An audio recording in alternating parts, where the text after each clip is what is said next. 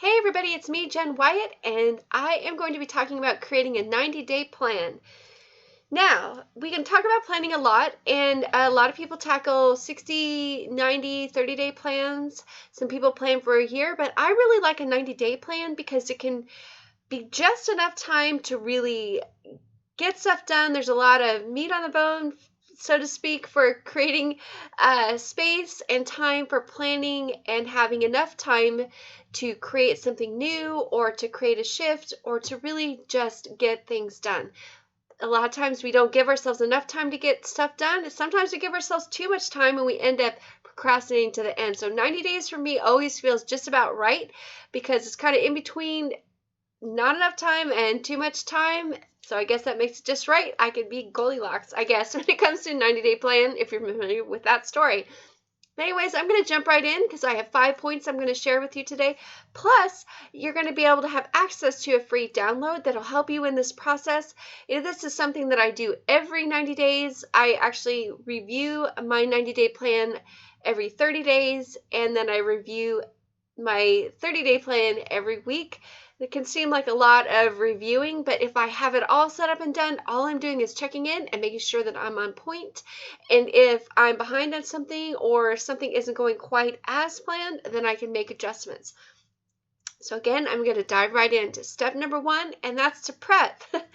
Prep first before you start planning anything. Make sure that you have a day picked out in your schedule. You have that time cleared away. You have your everything turned off, all your notifications. I usually set aside about 3 hours to do a 90-day plan. I don't always keep it strictly to a quarter because I found that when we tie ourselves into really specific time frames, it can be harder for us when we start to feel behind. So I really just focus on 90 days or 12 weeks and really just pound out each week as I go along. But before you even set up the plan, you need to make sure that you have the space created in your day, in your week, where you're not going to have any interruptions. Sometimes I go away, I sit at Starbucks for 3 hours. That way I know that I can just turn off my phone and I won't be interrupted. And it just creates that atmosphere. I also take with me and gather with me any analytics, any emails that are performing well, any social media, or anything that has been working well and anything that hasn't been working well, because I want to reassess at that time if I'm going to continue to do those things for another 90 days or give it another 30 days, or if I'm just going to drop it completely because it's a waste of time. It's really, really healthy and important to do that in your business on a regular basis, because we can hang on to things and do things again because we think we should, because we think we ought to, or we've invested time in it, so we're wasting time, but we're really wasting more time hanging on to stuff that isn't really serving us or our clients well.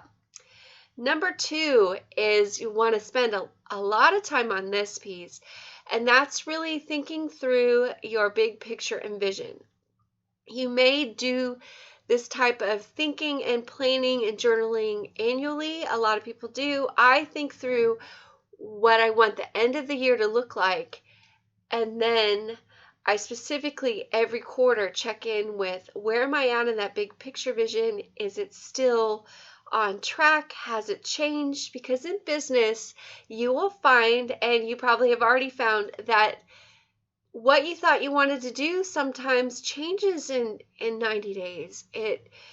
Or you really find a problem that you want to solve, or you get on fire by something that you heard or a book that you read and you want to go in that direction, you want to fine tune. Again, being in a 90-day cycle gives you that time to respond quicker than waiting for the year to end. And it creates a real energy around your big picture and your vision, so it's easier and more timely, probably more timely rather than easier, to really make a shift or a change when you feel it coming up. It's harder to do when you feel locked into an annual schedule. So, number 1 is do the prep work. Number 2, have that big picture or vision in front of you. If you don't have it, take some time to really write it out and really think through it. Step number 3, this is my favorite because I think it's always fun to look at my big picture and vision and decide what team I need to have around me to make that happen. What roles do I need to create? Are there roles already that I have in my business that I need to fill or aren't filled? Or there's people there. How do I need to expand their roles and that team? Do I even have a team? Do I need to start a team? Again, write down all these things because you want to really very specifically know that going into this next quarter, going into these 90 days and seeing this big picture and vision, who am I going to need around my table, around the proverbial table, to be able to help me see this vision take off and really take wings so I can get these things done. Because I've said it before, it's really hard to do business alone. So think about what team and what roles you want on that team to help you get to where you want to go. And then the second part of this is really think through who you need to be in order to achieve this big picture and vision, because you want to always be growing into the things that you see before you. It's not always about, well, this is me and I'm going to be the same me. Sometimes we have to be a different version of us, a better version of us, or not always a better version, because I don't want you to think that you're not good where you're at now, but you want to be thinking about who you need to be, what skills maybe do you need, what mindset do you need to get through, to push through, to have, what motivations do you need to surround yourself through. If you do any kind of self-coaching, who do you need to be to help yourself show up and be consistent with this big picture, this vision that you have. It's very, very important. We often skip this part because we're so busy with all the details and the big picture vision that we don't often think enough about who we need to be in order to show up for this big picture vision. It may not even be an up level in your business. It may not even be a growth strategy. But it could be new content. It could be the same content. It could be the last 90 days you weren't showing up how you really wanted to. So what do you need to be to get to the next thing? I'm spending a lot of time on this one because it's so important. It's so important to communicate, and it's been really important to me and to my growth to really sit down and say, who do I need to be in the next 90 days to really deliver what I feel like I need to deliver or show up for. Okay. Moving on to number 4, this is where you actually spend some time looking at your big vision, you look at your teams and roles, and this is where you plan your growth in your marketing. So you sit down and you really piece it out. Say, this is my big picture vision, and you break it out into little chunks, either weekly chunks or milestones where you have to achieve this before you can achieve this, or you need this person in place in order to do this piece. And then you start thinking of, if you're launching something new or you're selling something, then you need to have, okay, this is going to be available on this date. And then you work backwards through your timeline and say, all right, I need to do this email and I need to do this piece. Again, when you're in this 90-day plan, in this 90-day bubble, I'm going to call it, you see your big picture.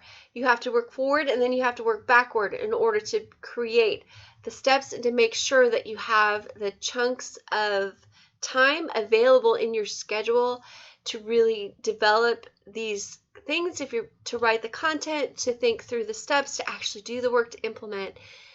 A lot of moving pieces, but if you plan it out into chunks, it makes it so much easier to manage and to be able to just say on any given day of the week, this is what I had planned out. I'm affecting my goal. I am creating this big picture vision, and this is what I have to do today in order to take the next step towards that. So I hope that makes sense. Again, if you need help on any of these things, just write me an email or leave it in the comments and I will get back to you. Number 5, this isn't really a step that you do. Well, you kind of do. I say it's not a step that you do in this time period, this 3-hour block or whatever you have set aside for creating your 90-day plan. It's not something you really have to take too much action on, but it is something you need to do. I hope that's a better way to put it. But number 5 is planning the date, like putting in the date for your next 90-day plan. I'm going to say that again because I stumbled a little bit over that. Number 5 is planning the day that you're going to do your next 90-day plan. So looking forward over the next 90 days, in the last 30 days somewhere, pick a day that you're going to do this process all over again, write it on your calendar, and you are good to go. Okay, so that is your action step. Actually, I'm going to first recap quickly. Number 1 is prep. Always prep and be ready for your planning session and have the time set aside. Number 2, create your big picture and vision. Number 3, what is the team and who are the people that you need on that team, and who do you need to be to show up for that team and for your big vision. Number 4 is create the steps for your growth and marketing or your new product or your launch, whatever it is you're doing in that 90-day period. And number 5 is set aside the next time to do this 90-day plan. This was real quick, and I'm keeping these real short, so hopefully that helps you out. Again, if you have any questions, you can email me or leave it in the comments. My email is jen@jenwhitemba.com. And your action step this week is to set aside the time to do this plan and to download the plan. I have all the steps outlined for you. Okay, I'll see you next time. Have a great day.